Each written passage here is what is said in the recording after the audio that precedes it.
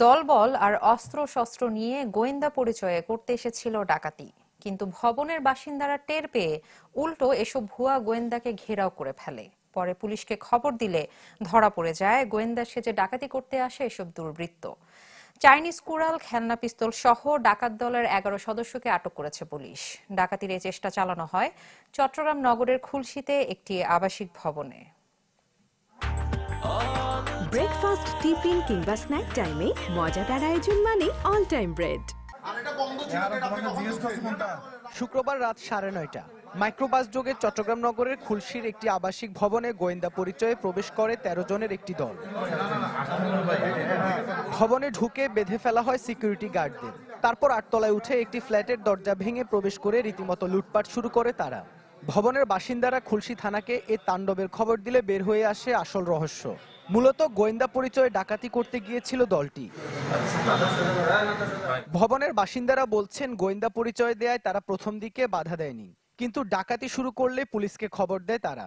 ডাকাতির উদ্দেশ্যে আসছে, যেহেতু আমরা বাসায় খেয়েছিলাম না, এটা তালা ভেঙে বাসায় ঢুকার চেষ্টা করছে।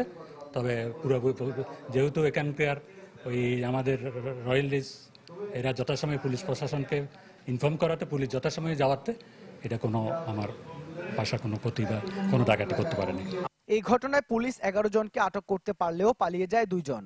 আটক ব্যক্তিদের কাছ থেকে চাইনিজ কুড়াল, খেলনা পিস্তল ও ভুয়া পরিচয়পত্র জব্দ করা হয়। পুরো ঘটনার তদন্ত চলছে বলে জানিয়েছে পুলিশ। বিভিন্নভাবে তারা সংগঠিত হয়েছে। মূল সংগঠক হলেন এখানে ওয়াজেদ রাকিব, যার সাথে 4-5 জনের সম্পর্ক রয়েছে। তাদেরকে নিয়ে তিনি এটাকে অনুষ্ঠান করেছেন, এই ডাকাতি প্রক্রিয়াটা অনুষ্ঠান করেছেন, এবং তাদের যে 4-5 জন ছিল তাদের সাথেও এই বাকিদেরকে তারা সম্পৃক্ত করেছেন এই ঘটনা ঘটানোর জন্য। যদি কেউ আইন শৃঙ্খলা বাহিনীর পরিচয় দিয়ে কোনো ধরনের অনৈতিক কার্যক্রম করে, বেআইনি কার্যক্রম করে, তাহলে আমাদের সংশ্লিষ্ট থানা পুলিশের সাথে যোগাযোগ করার জন্য তাদেরকে অনুরোধ করা হয়েছে। আইন শৃঙ্খলা বাহিনীর পরিচয়ে এমন ঘটনায় রাতভর রীতিমতো আতঙ্ক বিরাজ করে খুলশী এলাকায়। যে ভবনে ডাকাতির চেষ্টা হয়েছে সেটিতে সাবেক সংসদ সদস্য, অবসরপ্রাপ্ত আমলা এবং ব্যবসায়ী সহ গুরুত্বপূর্ণ ব্যক্তিদের বসবাস।